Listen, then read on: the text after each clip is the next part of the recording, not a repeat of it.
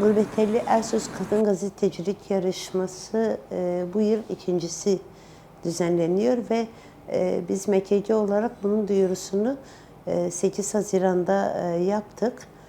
Bu gazetecilik ödülleri ile ilgili başvurulara dair de şunları belirtebilirim. Bu başvurular 25 Eylül'e kadar devam edecek ve 6 Ekim'de ödül sahiplerinin isimleri açıklanacak ve 8 Ekim'de de ödüller sahiplerine verilecek.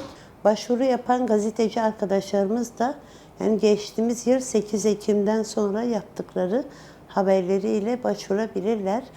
Bu yarışmaya dair gazeteci arkadaşlarımız hem Türkçe, Kürtçe kategori ve fotoğraf ve aynı zamanda videolu haberleriyle başvurularını yapabilirler. Yani bu yarışmanın diğer teknik koşulları zaten bizim yayınladığımız metinde vardı. Bunu MKC sitesinden de gazeteci arkadaşlarımız görebilirler. Yani açıkçası gazeteciler, yani özellikle kadın gazeteciler gerçekten sahada çok zorluklarla karşılaşıyorlar. Yani bu zorluklar nedir? Baskıdır, cinsiyetçi ayrımcılıktır. Bunun haricinde yine eşitsizliktir. Yine hem sahada hem bulundukları kurumlar nezdinde. Yani bunların yanı sıra ikinci plana atılma, görülmezlik, yani birçok daha sayabileceğimiz birçok baskıyla karşı karşıya kalıyor. Yine mesleki zorlukların yanı sıra yine kadın gazeteciler savaş alanlarında, çatışma alanlarında, aynı zamanda mahkemelerde, ekoloji, yine kadın eylemlerinde, yani birçok yerde kadınlar görünür olma noktasında gerçekten önemli bir mücadele veriyor ve bu mücadelenin ortak noktasında, yani birleştiği ortak nokta aslında Gurbeteli Kadın Gazetecilik Ödülleri diyebiliriz. Çünkü burada aslında biz burada bu yarışmayı kadın gazetecilerin hani birbirleriyle rekabet halinde değil de aslında birbirleriyle dayanışma zemini olarak görüyoruz. Çünkü kadın gazeteciler bu maruz bırakıldıkları baskılar karşısında bir araya geliyorlar ve bir birliktelik oluşturuyorlar ve yaptıkları haberlerle aslında hakikatin izini de sürüyorlar aynı zamanda ve bu hakikati kalemleriyle, fotoğraflarıyla, haberleriyle, görüntüleriyle topluma duyuruyorlar. Yani dolayısıyla gerçekten burada çok önemli bir emek veriliyor ve bu emeğin görünürlüğü içinde kadın gazetecilerin yani Gurbeteli Ersöz Gazetecilik Ödülleri'ne başvurmaları gerekiyor diyebilirim. Şunu da diyebiliriz, biliyorsunuz yani medya alanında evet kadın gazeteciler gerçekten erkek egemen sisteme karşı çok önemli bir mücadele veriyor. Çünkü erkek egemen dile karşı aynı zamanda bir mücadele veriyor.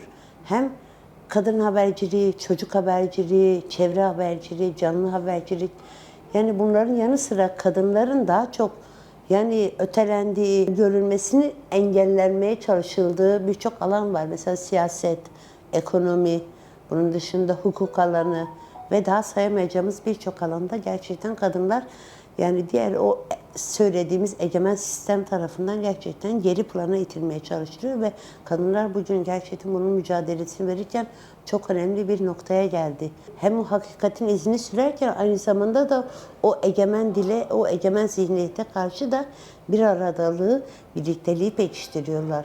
Ve bu bugün günümüzde gerçekten çok önemli bir nokta. Gurbeteli Ersöz hakikatin izini sürdü. Gerçekten yani kalemiyle, mücadelesiyle o hakikatin izini sürerken aynı zamanda biz kadın gazetecilere de miras bıraktı. Dolayısıyla bizim onun mirasını bugün bulunduğumuz her alanda sürdürme gibi bir çabamız var, bir derdimiz var ve biz bu derdimize çözüm bulma noktasında o hakikatin izini bugün daha önemli noktalara, daha büyük noktalara taşıma noktasında bir mücadelemiz var. Dolayısıyla bu mücadeleyi pekiştirmek için gerçekten Gurbeteli Ersöz'ün izinden gitmek bugün hepimizin hem sorumluluğudur hem görevidir ve aynı zamanda da kadınları hakikat noktasında çok daha büyük noktalara taşıyacağına inanıyoruz. Son olarak şunu söylemek istiyorum. Tüm kadın gazetecileri Gurbeteli Ersöz Kadın Gazetecilik Ödülleri'ne başvuru yapmaları için herkesi davet ediyoruz. Yani kadın gazeteciler bugün bu başvuruyu yaptıkları zaman aynı zamanda o verdikleri hakikat mücadelesini de görünür kılma noktasında bir adım atmış olacak ve şunu da belirtebilirim. Yani o farklı mecralardan, farklı kesimlerden gazetecilerin bir araya geldiği Gurbeteli Ersöz Kadın Gazeteci Ödülleri, yani aslında kadın gazetecinin buluşacağı çok önemli bir zemin olacaktır. Aslında Gurbeteli Ersöz'ün mirası aynı zamanda hakikatin izinden gitme mücadelesidir. Yani bu noktada hakikati büyüten tüm kadınlar yarışmaya başvuru yapabilir.